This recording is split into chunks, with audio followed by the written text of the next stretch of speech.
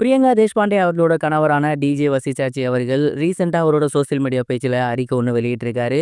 அதுல பிரியங்கா அவர்களோட உடல்நிலை பற்றியும், இதுக்கப்புறம் அவங்க மீடியால கன்டினியூ பண்ணுவாங்களா மாட்டாங்களா அப்படிங்கிற ஏகப்பட்ட விஷயங்கள பேசியிருக்காரு.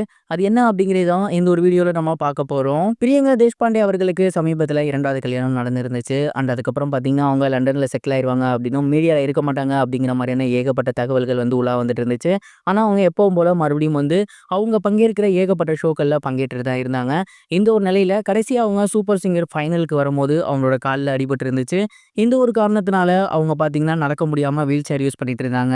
சமீபத்தில பிரியங்கா தேஷ்பாண்டே ட்ரீட்மெண்ட்டுக்காக லண்டனுக்கு போயிருக்காங்க. அவங்க ஹஸ்பண்ட் தான் வந்து கூப்பிட்டுருக்காரு. இதனால நிறைய பேர் என்ன நினைச்சிட்டாங்க அப்படின்னா, இதுக்கப்புறம் அவங்க இந்தியா வரமாட்டாங்க, அங்கேயே இருந்துருவாங்க, மீடியாலாம் கண்டினியூ பண்ண மாட்டாங்க போல அப்படிங்கிற மாதிரி நினைச்சிட்டாங்க. நிறைய பேர் அவங்க ஹஸ்பண்டை டேக் பண்ணியும் கேட்டுட்டு இருந்தாங்க.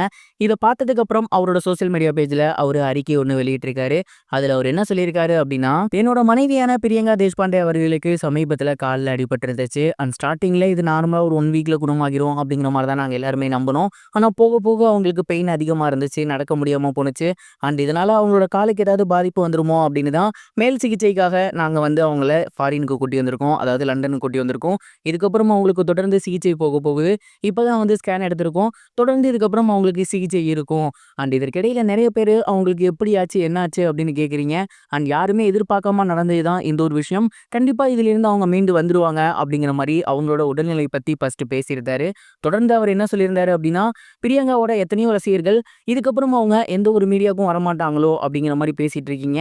அப்பெல்லாம் கிடையாது. எங்களுக்கு கல்யாணம் ஆனதுக்கு அப்புறமும் அவங்க இருந்த ஆஸ்தான ஷோக்கள்ல அவங்க வந்து பங்கு பெற்று இருந்தாங்க. அதே மாதிரி இந்த கால் சரியாகி அவங்க உடல்நிலை பூர்ண குணமானதுக்கு அப்புறம் மறுபடியும் கண்டிப்பா அவங்க இந்தியாவுக்கு வருவாங்க. மீடியால நீங்க எதிர்பார்த்தபடி முன்னாடி மாதிரியே இருப்பாங்க அப்படிங்கிற மாதிரி சொல்லியிருக்காரு.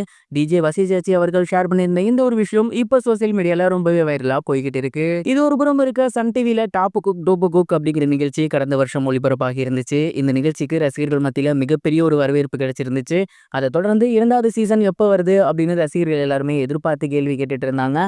இந்த ஒரு நிலையில கூடிய சீக்கிரமே இந்த சீசனோட 2 அது வந்து வரப்போகுதாமா. இந்த சீசன்ல யாரெல்லாம் கலந்துக்க போறாங்க அப்படிங்கிற ஒரு லிஸ்ட் வந்து இப்போ சோசியல் மீடியால உலா வந்துட்டு இருக்கு. அதுல ஃபர்ஸ்ட் பேரா வேல ராமமூர்த்தி அவர்களோட பேர் அடிபட்டு இருக்கு.